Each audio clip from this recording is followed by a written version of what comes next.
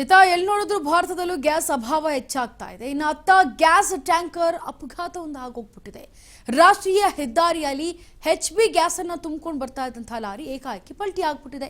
ಇದು ಮಂಗಳೂರು ಗ್ಯಾಸ್ ಏನು ಪಲ್ಟಿ ಆಗಿರೋದ್ರಿಂದ, ಅಂದ್ರೆ ಮಂಗಳೂರು ಕಡೆಗೆ ಬರ್ತಾ ಇರುವಂತಹ ಗ್ಯಾಸ್ ಪಲ್ಟಿ ಆಗಿರೋದ್ರಿಂದ ಬೆಂಗಳೂರಿಗೆ ಬರ್ತಿದ್ದ ಲಾರಿ ಏಕಾಏಕಿ ಪಲ್ಟಿ ಆಗ್ಬಿಟ್ಟಿದೆ. ಮಂಗಳೂರಿನಿಂದ ಲೋಡ್ ಮಾಡ್ಕೊಂಡು ಬರ್ತಾ ಇದ್ದಿದ್ದು ಬೆಂಗಳೂರಿಗೆ ಬಂದು ಈಗ ಪಲ್ಟಿ ಆಗ್ಬಿಟ್ಟಿದೆ. ಚಾಲಕನ ನಿಯಂತ್ರಣ ತಪ್ಪಿ ಪಲ್ಟಿ ಹೊಡೆದಂತಹ ಈ ಒಂದು gas lorry Bengaluru to Mangaluru ರಾಷ್ಟ್ರೀಯ ಹೆದ್ದಾರಿಯಲ್ಲಿ ಸೋಲೂರು ಬಳಿ ಅವಘಡ ಸಂಭವಿಸಿಬಿಟ್ಟಿದೆ.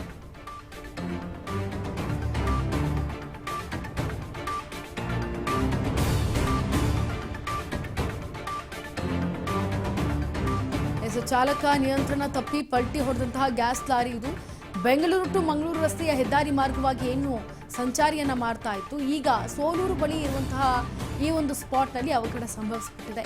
3 ಕ್ರೇನ್ಗಳ ಮೂಲಕ ವಾಹನ ತೆರವು ಕಾರ್ಯ ನಡೆದಿರೋದು ಭಾರೀ ಪ್ರಮಾಣದ ತಲೆನೋವಾಗಿತ್ತು. ಇದು ಗ್ಯಾಸ್ ಟ್ಯಾಂಕರ್ಗಳನ್ನು ಸ್ಥಳಾಂತರಗೊಳಿಸೋದೇ ಒಂದು ದೊಡ್ಡ ಟಾಸ್ಕ್ ಈಗ. ಯಾಕಂದರೆ ಭಾರತಾದ್ಯಂತ ಕಾಡ್ತಾ ಇರುವಂಥದ್ದು ಗ್ಯಾಸ್ನ ಸಂಬಂಧಪಟ್ಟಂತೆ, LPG ಸಂಬಂಧಪಟ್ಟಂತೆ ಜನ ಒದ್ದಾಡ್ತಾ ಇದ್ದಾರೆ. ಇತ್ತು ನೋಡಿದ್ರೆ ಈ ರೀತಿ ಪಲ್ಟಿ ಹೊಡೆದ್ಬಿಟ್ಟಿದೆ ಗ್ಯಾಸ್ ಲೋಡ್ ಮಾಡ್ಕೊಂಡು ಹೋಗ್ತಾ ಇರೋದು ಅಂತ. ಇನ್ನು CCTVಯಲ್ಲಿ ಗ್ಯಾಸ್ ತುಂಬಿದಂತಹ ಟ್ಯಾಂಕರ್ ಲಾರಿ ಅಪಘಾತದ ದೃಶ್ಯ ಕೂಡ ಲಭ್ಯವಾಗಿದೆ.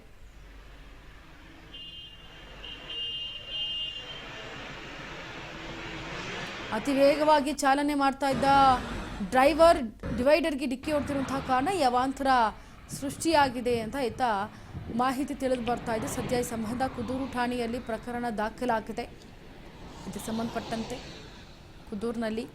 ಆದರೆ ಇತ್ತ ಗ್ಯಾಸ್ ಅಭಾವ ಹೆಚ್ಚಾಗಿ ಕಾಡ್ತಾ ಇರೋದ್ರಿಂದ ಇನ್ನೊಂದು ಕಡೆ ಗ್ಯಾಸ್ ಟ್ಯಾಂಕರೇ ಈ ರೀತಿ ಪಲ್ಟಿ ಹೊಡೆದಿರೋದು ಒಂದು ರೀತಿ ದುರ್ದೈವ ಅಂತಲೇ ಹೇಳಬಹುದು.